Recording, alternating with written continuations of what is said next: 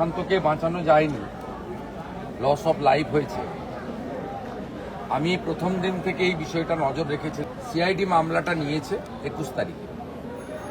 আজকে আমি ওনার বাড়িতে এসেছিলাম সহানুভূতি, সমবেদনা এবং এই দুঃখজনক ঘৃণ্য ঘটনার প্রতিবাদ করতে। বাড়ির লোকেদের সঙ্গে আমার কথা হয়েছে।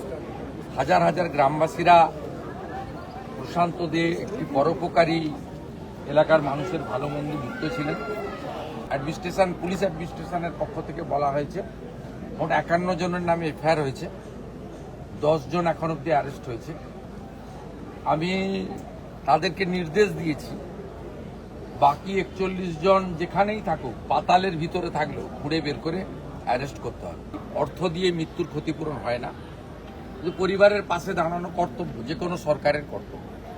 আজকে আমি সিএম রিলিফ ফান্ড থেকে আরও 5 লাখ টাকা দিলাম এবং ওনার যে মেয়ে রয়েছে, বড় মেয়ে 22 বছর বয়স, তাকে আমরা একটি জব দিলাম আমাদের বিডিও অফিসে নিয়ম মেনে।